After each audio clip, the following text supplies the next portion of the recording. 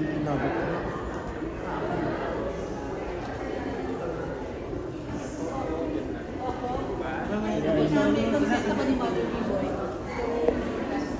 Congratulations! Thank you again. Iconic movie actor of the Oo nga, honestly sabi ko nga, Mabigat ba? sobrang bigat pala. Patingin nga.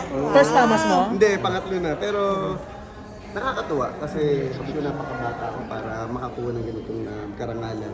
Mapabilang sa napaka poste at pundasyon ng ating industriya. Pero thank you so much sa PAMAS na sabi ko nga lahat ng paghihirap.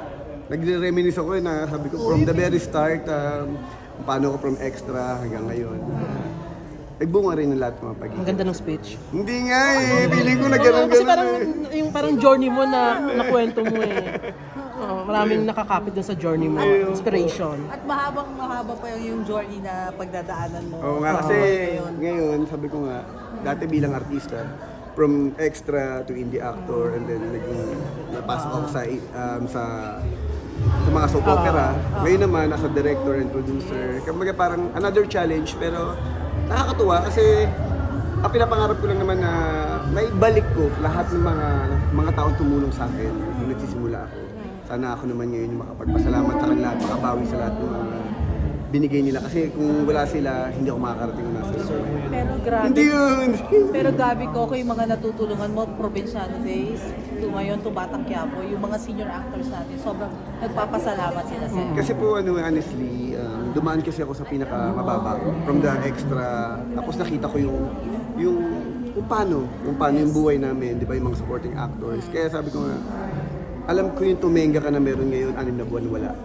Kaya sabi ko nga alam ko yung pagkakataon na ngayon kahit pa paano na ako yung nakakapag-produce, ako yung nakakapag-direct, nakakabuo ng kwento. Hanggat may matutulungan tayong mga kasama natin sa trabaho. Hanggat kaya, hanggat may pagkakataon, hanggat may oportunidad, inihila ko kahit pa paano. Oh.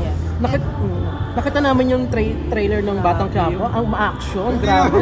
Ang daming pasabog.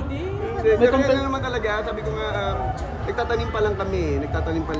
And then ngayon yung harvest, kumbaga ngayon pumuputok ng kwento, kaya nagkasunod-sunod yung lahat ng magagandang information. Kayo yung Confrontation pagkasama niya scene. sa eksena ni Oo, yun ito po. Christopher. Totoo po ba na parang babalik ang si Logo po sa Batang Quiapo? Ay, hindi naman. Kasi namatay na yung character niya. Pero mahaba pa kasi yung journey. Ang dami pa mga artistang papasok. Na sana mapagbigyan tayo. Marami pa tayong mga pinapangarap na makatrabaho ng artista. Basta!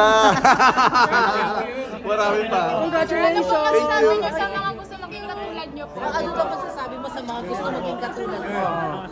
Wala naman, ano ko lang naman alam mo yun, kapag meron kang pangarap, may gusto ka mangyari sa buhay mo at sa tulong ng Diyos, ano lang yun, pagpupursige, determination. Kasi ako honestly, hanggang ngayon, hindi ko siya dinidib bilang artista. Ang tingin ko sa sarili ko, worker.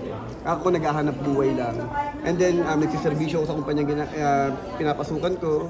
Tumutulong ako sa kasamahan ko. And then, nagpo-provide ako para sa family ko. Kumbaga basic lang. Hindi ko gano'n ninanamnam yung pakiramdam ng bilang artista. Basta, trabaho lang. Pinagbubuti ko lang yung trabaho ko. Kaya kasi sabi nga nila na parang, nagpapahinga ka pa ba? Kaya ako... Tatanong ko, nagpapahinga ka pa ba? Honestly, hindi. Pero kasi masaya ako sa ginagawa ko kaya hindi ako nakakaramdam ng pagod. At saka marami ka natutulungan at papasaya. Isa na lang, magkaka-movie ka kaya this year? Sa festival. May mga project kaming, kasi sa hirap ng schedule sa Batang Quiapo, may mga sinisingit kasi ako mga project. Like kami ni Kuya Bong, may gagawin kami series at may mga pelikula pang hinahanda para, sabi ko nga ako na nag-iisip kung ano man yung, sayang kasi opportunity, sayang yung oras, yung pagkakataon, di ba? Ayun lang po. Thank you! Salamat!